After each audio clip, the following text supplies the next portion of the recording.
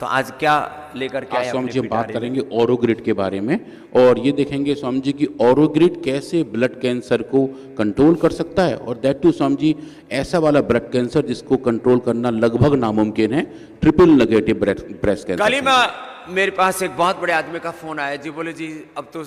सारे डॉक्टरों ने हाथ खड़े कर दिए, ब्लड कैंसर है और उनको ये आशा है कि आप बचा लोगे, हम आपके पास भेजना चाहते हैं। बहुत बड़े व्यक्ति का फोन आया, करोड़ों की दौलत है, ब्लड कैंसर हो गया। ये उसमें क्या क्या करते हैं एलोपैथी में? स्वामी जी ब्लड कैंसर में एक तो ब्लड ट्रांसफ्यूजन करते हैं, बहुत केस में बोन मैरो ट्रांसप्लांट करते हैं स्वामी जी, कीमोथेरेपी और कुछ हद तक रेडियोथेरेपी भी की जाती है। बोन मैरो ट्रांसप्लांट कर देते हैं। हाँ Swami ji. Bone marrow transplantation के बाद, कीमो के बाद फिर वापस हो जाता है, फिर वहीं आते हैं स्वामी जी, वापस रिकरेंस हो जाता है। तो ये breast cancer, triple negative breast cancer, पेट का कैंसर, रेक्टम का कैंसर, इनके ऊपर लंग कैंसर पर बहुत काम किया। ब्लड कैंसर पर भी ऑरोग्रिड और सिस्टोग्रिड दोनों जबरदस्त काम करते हैं। दोनों के अलग अलग डेटा हैं, वो आज एक रख रहे हैं, कल दूसरा रखेंगे। हाँ स्वामी जी। तो स्वामी जी ऑरोग्रिड के बारे में हम कल बात किए थे कि कैसे लंग कैंसर पर उसका बहुत अच्छा इम्पैक्ट आता है, और उस पूरे एक्सपेरिमेंट का जेनेसिस ये था कि ऑरोग्रिड जो उसका पौधा है काकड़ा सिंगी, वो लंग्स के लिए बहुत पावर देने वाला पौधा है, और स्वामी जी हम ये देख पाए कि लंग कैंसर में भी उसका प्रभाव बहुत ज़बरदस्त रहता है। और स्वामी जी जब हमें ऐसी फाइंडिंग मिल गई तो हम उससे और आगे बढ़े और हमने देखा कि क्या हम इसको ब्रेस्ट कैंसर में भी इस्तेमाल कर सकते हैं। स्वामी जी ब्रेस्ट कैंसर पे रिसर्च करना अपने आप में एक बहुत बड़ी टेढ़ी खीर होती है, क्योंकि वो स्वामी जी एक तरीके से कैंसर रिसर्च में फाइनल फ्रंटियर माना जाता है कि अगर ट्रिपल नेगेटिव ब्रेस्ट कैंसर पे कोई दवा काम कर रही है तो वो बहुत ही स्ट्रॉन्ग एंटी कैंसर मेडिकेशन है। तो स्वामी जी जैसे आप हर बार कहते हैं तो जो सबसे डिफिकल्ट है उसे पहले अटैक करना चाहिए, कुछ आचार्य ने भी यही कहा कि क्यों ना हम इस पर ट्राई करें। तो स्वामी जी हमने ट्रिपल नेगेटिव ब्रेस्ट कैंसर पे काम किया, और जो नॉर्मल टाइप का ब्लड कैंसर है उस पर काम किया, और ये पाया कि स्वामी जी ऑरोग्रिड के अंदर जो इफेक्टिव कंपोनेंट हैं वो इन दोनों टाइप के कैंसर को बहुत अच्छे तरीके से रेगुलेट करते हैं। अब स्वामी जी वो रेगुलेट कैसे करते हैं वो एक बहुत बड़ा क्वेरी आता है। तो स्वामी जी थोड़ा पहले से समझते हैं कि ट्रिपल नेगेटिव ब्रेस्ट कैंसर है क्या। तो जैसे कि स्वामी जी हम एक कमरे में बैठे हैं और एक कमरे के अंदर 3 दरवाजे हैं, तीनों पे अलग अलग ताले लग रहे हैं, तो अगर हम उन तालों की चाबी अपने पास रखें तो उस कमरे के अंदर हम जा सकते हैं। ब्रेस्ट कैंसर स्वामी जी कुछ ऐसा ही है। ब्रेस्ट कैंसर की सेल्स के ऊपर अलग अलग टाइप के सरफेस मॉलिक्यूल एक्सप्रेस होते हैं, और वो जो स्वामी जी एक्सप्रेशन है वो तालों का काम करते हैं। तो सिंथेटिक वर्ल्ड के जितने भी रिसर्चर्स हैं वो उन तालों की चाबियां ढूंढते हैं कि अगर हम किसी तरीके से उन तालों को अनलॉक कर पाए तो हम ब्रेस्ट कैंसर पे काबू कर सकते हैं। अब स्वामी जी कोई ऐसा कमरा हो जिसमें वो ताले हों ही नहीं, तो इस केस में क्या हुआ कि अगर हम पे चाबी तो होंगी पर वो कमरा नहीं खोल पाएंगे। तो स्वामी जी ऐसी situation triple negative breast cancer में होती है जब तीनों मार्कर उसके नहीं पाए जाते, और जब वो तीनों मार्कर नहीं होते तो स्वामी जी वहाँ पे औषधियाँ काम करना बंद कर देती हैं। तो स्वामी जी ऐसे वाले मॉडल में हमने पाया कि ऑरोग्रिड के इस्तेमाल से हम स्वामी जी ऐसे तालों को भी अनलॉक कर पाते हैं जिनकी चाबियां एग्जिस्ट ही नहीं करती। ये स्वामी जी एक बहुत बड़ी बात थी, जहां हम ये देख के बहुत ही अच्छे से देख पाए कि हम ट्रिपल नेगेटिव ब्रेस्ट कैंसर की सेल्स को ग्रो होने से रोकते हैं, उन सेल्स को मारते हैं, और उनका जो पूरे सेल साइकिल का प्रोसेस है, जैसा आपने कल बताया कि उन सेल्स का अपना एक काल चक्र है, तो वो जो काल चक्र है उस काल चक्र को भी हम नॉर्मलाइज करते हैं। और ये जो नॉर्मलाइजेशन है स्वामी जी ये डोज डिपेंडेंट है और टाइम डिपेंडेंट है। जो कैंसरस सेल्स हैं स्वामी जी वो एक बार डिवाइड करके डिफ्रेंशिएट नहीं होते हैं, वो अपना मोक्ष का जो रास्ता है जिसे आप कहते हैं आत्म विसर्जन, वहाँ तक नहीं पहुँच पाती हैं। स्वामी जी हम ऑरोग्रिड के इस्तेमाल करके देखें कि उस ऑरोग्रिड के इस्तेमाल से हम उन सेल्स की जो अपनी यात्रा थी, जो उनकी जीवन चक्र है, जीवन काल चक्र है, आयु चक्र है, उसको पूरा व्यवस्थित कर देते हैं। ये मानवीय प्रयत्न से मनुष्य के जीवन चक्र को, उसके आयु चक्र को, एक एक सेल के काल चक्र को व्यवस्थित करना, ये और उसको वैज्ञानिक दृष्टि से पूरा प्रमाणित करने का काम पहली बार दुनिया में पतंजलि रिसर्च फाउंडेशन के हमारे साइंटिस्टों ने किया। इसके लिए सबका बहुत बहुत अभिनंदन। अब स्वामी जी जो एक सेल साइकिल है कैंसर का, उसके 4 स्टेप होते हैं, G1, G2, S और M। ये जो चारों फेज हैं ये जैसे हमारे इंसानों के अंदर होते हैं, बाल अवस्था, किशोर अवस्था, प्रौढ़ और बाद में वृद्ध, ऐसे ही स्वामी जी साइकिल हमारे सेल के अंदर चलता रहता है। तो जो हमारी कैंसरस सेल्स हैं वो एक साइकिल में जाकर लॉक हो जाती हैं और आगे नहीं बढ़ पाती हैं। उस कंडीशन में स्वामी जी उनका ग्रोथ बार बार चलता रहता है और वो एक ट्यूमर के फॉर्म में बाहर आ जाती हैं। तो स्वामी जी हमने पाया कि जब हम ऑरोग्रिड का इस्तेमाल करते हैं तो हम उन सेल्स को जिस कंडीशन में वो लॉक हो चुकी होती हैं उस सिचुएशन से अनलॉक करके उनके नॉर्मल कालचक्र की तरफ वापस पुश करते हैं और उसकी वजह से जो उनका पूरा कालचक्र वो पूरा हो जाता है और स्वामी जी कैंसर सेल्स एक नॉर्मल सेल की तरह अपने पाथवे की तरफ जाना शुरू कर देती है। तो स्वामी जी फंक्शनली कि एक आप ऐसी बीमारी को टारगेट कर पा रहे हैं, उसके पाथवे को कंट्रोल कर पा रहे हैं जो जनरली बहुत हार्ड टू क्योर है। स्वामी जी ब्रेस्ट कैंसर के केस में जो सिचुएशंस हैं वो स्वामी जी उतनी अच्छी नहीं हैं, क्योंकि बहुत सारे सिचुएशंस में जो दवाइयां हैं वो कुछ काम करती हैं पर बहुत सारे केस में स्वामी जी सर्जरी करके ऑर्गन को बाहर निकाल देते हैं, तो उसके बावजूद भी वो शरीर में वो कैंसर की सेल्स रह जाती हैं। उस सिचुएशन में स्वामी जी अगर एक हर्बल मेडिसिन ऐसा इम्पैक्ट दिखा पा रही है कि हम ब्रेस्ट कैंसर की सेल को ग्रो होने से रोक रहे हैं और जो नॉर्मल हेल्दी सेल्स हैं स्वामी जी उन पर कोई भी इम्पैक्ट नहीं आने दे रहे हैं, ये स्वामी जी एक बड़ी बात है। ये दोनों बातें एक साथ, कैंसर सेल को टारगेट करके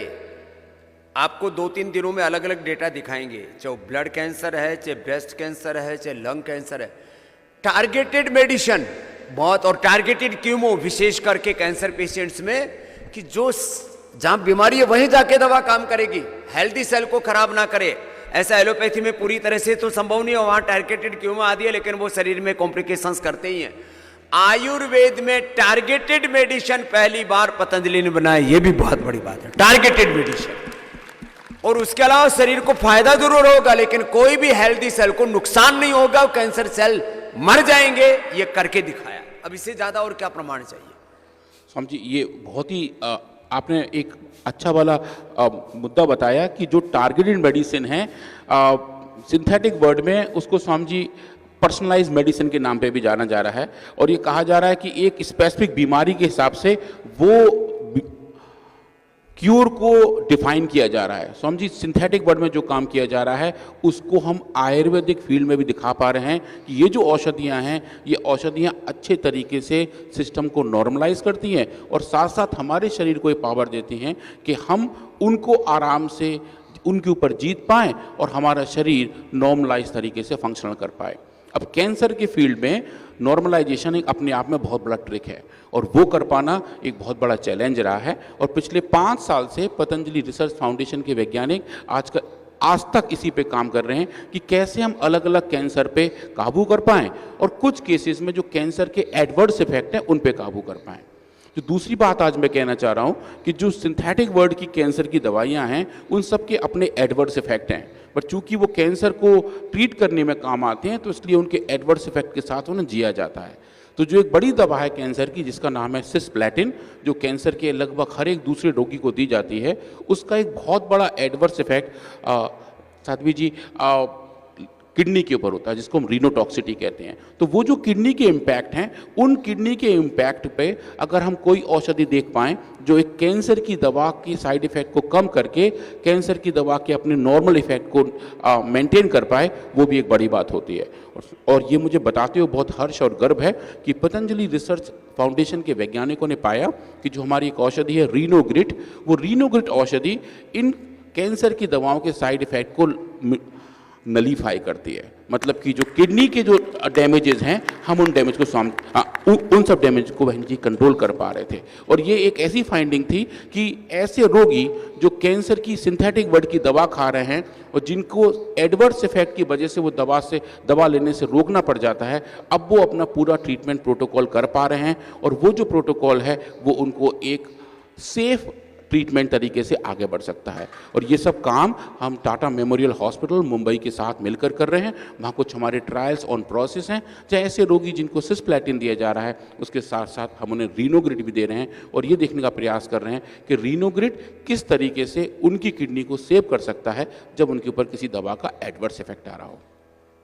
अब इसमें बहन जी जो एक बात और ऐड करने की है, जो हर बार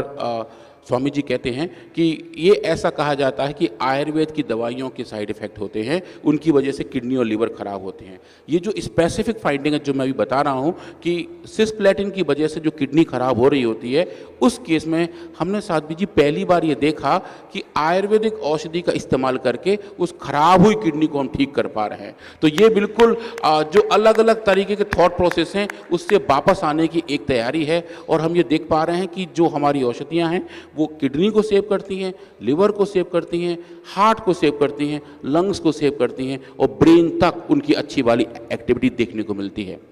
तो ऐसा जैसे पूज्य आचार्य श्री का बार बार कहना है कि अच्छे तैराक वही हैं जो बहाव के विपरीत तैरें, और अब तक जो बहाव चला आ रहा था कि कहीं ना कोई एडवर्स इफेक्ट किसी औषधि की वजह से हो सकता है, मुझे ये बताते हुए पुनः बहुत अच्छा लग रहा है कि हम अब ऐसी औषधियों पे काम कर रहे हैं जो एडवर्स इफेक्ट के साथ है ही नहीं, पर जो और दूसरे किसी और औषधि के एडवर्स इफेक्ट हैं उनको भी न्यूट्रलाइज कर रही हैं, मिटिगेट कर रही हैं, और होलिस्टिक हेल्थ की तरफ लेके जा रही हैं। जैसे अभी महाराष्ट्र ने कहा था कि अब हम जैसे काम कर रहे हैं ब्लड कैंसर पे, तो आज मैं थोड़ा सा ब्लड कैंसर के बारे में बताता हूँ कि ब्लड कैंसर के ऊपर जो अलग अलग रिसर्च अब तक हुए हैं, बहन जी हमने उन पर काफ़ी ज़्यादा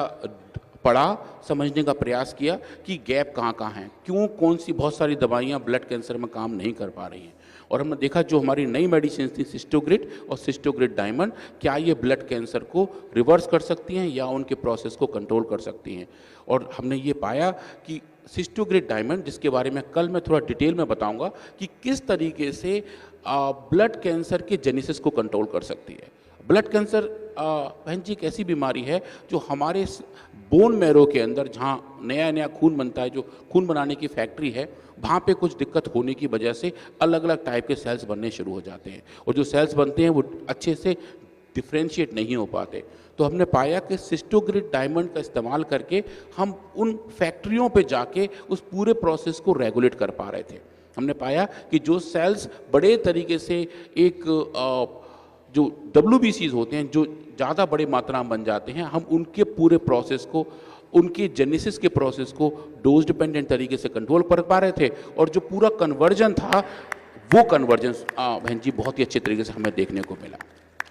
तो कल हम थोड़ा उसके बारे में बात करेंगे और ये समझने का प्रयास करेंगे कि हमारी जो औषधियाँ हैं, जो नेचुरल मेडिसिन्स हैं, जो हमारे शरीर के लिए नेचुरली एक्सेप्टेबल हैं, उनका एक कैंसर जैसी बड़ी बीमारी पे कैसे इफ़ेक्ट आता है, और वो जो इफ़ेक्ट आता है क्या वो लॉन्ग लास्टिंग होता है और या किसी बगैर दुष्प्रभाव के आता है। तो ये एक ऐसी फाइंडिंग रहेगी जिसके बारे में दीदी हम कल भी बात करेंगे। आज के लिए मैं कैंसर को लेके इतना आज क्लोज करता हूँ और आप सबको धन्यवाद देता हूँ कि आपने मुझे सुना, और कल हम कैंसर की इसी यात्रा को थोड़ा जारी रखेंगे और कुछ नए डेटा देखेंगे जो अभी बहुत रिसेंटली आए हैं, और इसके बारे में कल हम पुनः बात करते हैं। आप सभी को मेरा प्रणाम।